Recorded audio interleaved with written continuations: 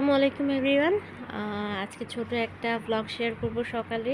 দেখি আমার ২ পুচকু নিয়ে সারাদিন কিভাবে যে সময় চলে যায় আমি নিজেও জানি না। এই যে সকালবেলা নাস্তা একটা নিয়েছি। দুষ্টু মেয়ে ছেলেটা আছে এত আমাদের কম খায়, বাসায়, মানে জাস্ট আমি ২ স্লাইস চোখের পাউরুটি পলকে নিয়েছি, শুধু পানি ফেলে দেয়। সাথে একটু অরেঞ্জ জুস। এইটা খেতে এর মানে ১.৫ একটা ঘন্টা কাজ লেগে শেষ গেছে। হতে না হতে সে আর আরেকটা কাজ এইদিকে করা হচ্ছে শুরু করে। মেয়ে তো আছেই, একদিক থেকে হাত আরেক পরিষ্কার দিক করছে গেলেই পানি দেখি যে দিয়ে। একটা অকাজ করতেছে। এই যে ভাইয়ার মুখে একটু ব্রেড দিচ্ছি, সে পানিগুলা ফেলে দিয়েছে। এই তো ১-১.৫ ঘন্টা হয়ে গেছে, আমার ছেলের খাওয়া তো শেষ হয় না। ওকে দিয়ে দিছি কম্পিউটারের সামনে। আমার ঘরের অবস্থা যা তা। এখন আমি বিছানা গুছাবো। এই যে বিছানা গুছাবো, কাপড় গুছাবো কি, আরেকজন ড্রয়ার থেকে সব কাপড় চোপড় বের করতেছে। আমি বলতেছি যে রাখো রাখো, নো, সে শুধু পারে এলোমেলো করতে। আচ্ছা যাই হোক, এই তো বিছানা টিছানা গুছিয়ে ফেললাম। আর এটা আমরা দোতলায় থাকি তো, সো এত ধুলা বালি হয়, আমি ডেইলি মুছি। এই যে থাই গ্লাসগুলো কি নোংরা, ডেইলি মানে আমার মুছতে হয়। তারপরও যে কোথা থেকে এত ধুলা আসে আমি আসলেই জানি না। এই তো গাছগুলোকে পানি দিয়ে ফেলি, যেহেতু কালকে দেয়া হয় নাই। এই তো। আর ওয়াশরুমটা পুরো এলোমেলো হয়ে থাকে, আমার এলোমেলো দেখতে ভালো লাগে না। এই তো, আর এক হাত দিয়ে ফোন ধরেছি তো এই জন্য ভালো মতো একটু করতে পারতেছি না। আমি ফোন ভিডিও অফ করে তারপরে বাকি কাজগুলো করে নিচ্ছি। এই তো আমার গাছে পানি দিয়ে ফেললাম। এটা আজকে থাকবে ওয়াশরুমে। আমি এক এক দিন এক এক জায়গায় রাখি, মানে আমার ভালো লাগে উল্টাপাল্টা করতে। আর এগুলাকেও পানি দিয়ে নিব। ছেলে ব্রাশ করে ব্রাশটা রেখে গিয়েছে। আর ওয়াশরুমে ঢুকলে বেরই হতে চায় না, সাবান দিয়ে হ্যান্ড ওয়াশ দিয়ে যেই খেলা খেলেও আমি জানি না কি মজা পায়। অবশ্য ছোটোবেলায় মনে হয় আমরাও ওই শ্যাম্পু সাবান দিয়ে খেলা করতাম। আচ্ছা যাই হোক, পানি দেওয়া শেষ। এখন আমি টেবিলের গাছটা টেবিলে নিয়ে যাব। এই তো ওইদিকে আল্লাহই জানে, বের হয়ে দেখব আবার হয়তো খাটটা এলোমেলো করে ফেলছে। জাস্ট ৫ মিনিটের ব্যাপার, যেমন টমন করে ফেলে। এই যে টেবিল মুছে ফেলেছি। এক হাত দিয়ে ক্যামেরা ধরা তো এই জন্য ফুললি দেখাতে পারতেছি না।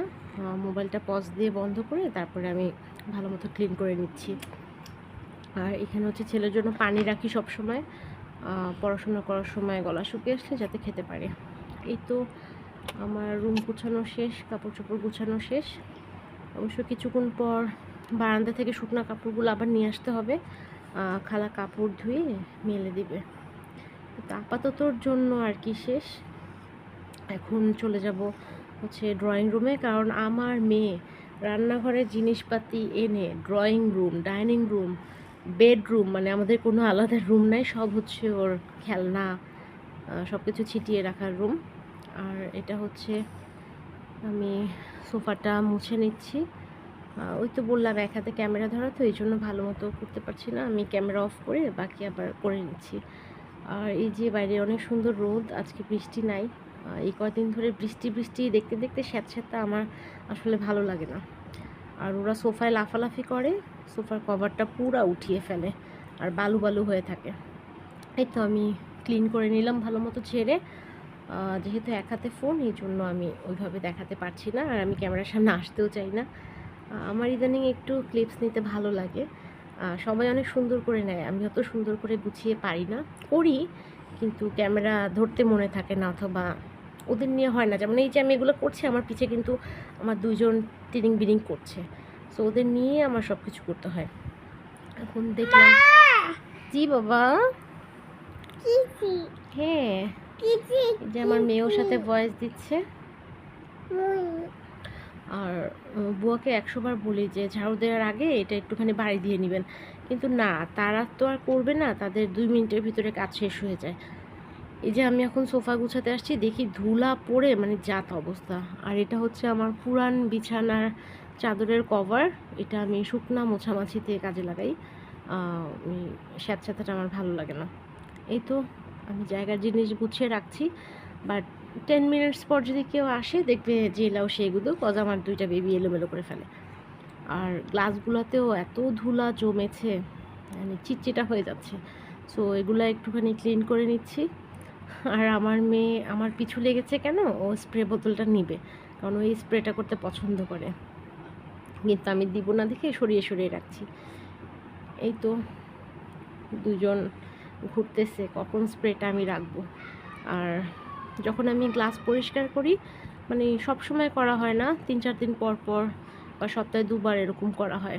যখন ধরি তখন আমি আসছি কিন্তু সোফার কুশনগুলা ঠিক করতে। এখন দেখলাম যে ধুলা। দেন বাড়ি ঠাড়ি দেয়া লাগলো। তারপর দেখি যে টিভি ক্যাবিনেটটা নোংরা। এটা মুছতে হলো। এখন দেখতেছি টিভিও নোংরা। মানে আর খালাদের যদি বলি যে খালা ওইটা মুছেন, 1 সেকেন্ডে মুছে ফেলে। তাদের কাছে সব পরিষ্কার। আমি বুঝি না। মানে এত ফাঁকিবাজি করে কিভাবে যে টাকা ইনকাম করে। এই তো এখন আমি বাচ্চাদের গোসল-টোসল করিয়ে দিলাম। আমার ছেলে বোনকে গল্প শোনাচ্ছে। সবাই আমার ছেলেটার জন্য দোয়া করবেন। ওর শরীরটা ইদানিং খুব খারাপই যাচ্ছে। হসপিটালাইজ ছিল কিছুদিন আগে। এইজন্য ক্যামেরার সামনে আসলে আনি না। আজকে ওরা বসে পড়লো আরকি। বলল যে, "মা আমাকে ভিডিও করো, আমি ওকে গল্প শোনাই।" এজন্য একটু ক্লিপ নিলাম। আপনাদের যদি ভিডিওটা ভালো লাগে অবশ্যই কমেন্টস করবেন অথবা শেয়ার করবেন অথবা লাইক করবেন, যেটা ইচ্ছা। আসলে আমি অত সুন্দর গুছিয়ে ব্লগ করতে পারি না। ওই যে এর মধ্যে দারোয়ান চাচা ডিম নিয়ে আসছে, আমাদের ডিম শেষ। সো ডিমগুলো এখন ধুয়ে আমি ফ্রিজে রাখবো। আর এখন চলে যাব রান্না বান্নায়।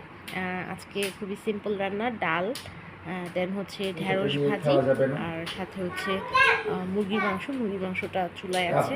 ভিডিওটা ভালো লাগলে অবশ্যই শেয়ার করবেন। হলে কি করবো, বাচ্চাদের কম বেশি খাইয়ে ঘুম পাড়িয়ে দেবো, করতে পারি না।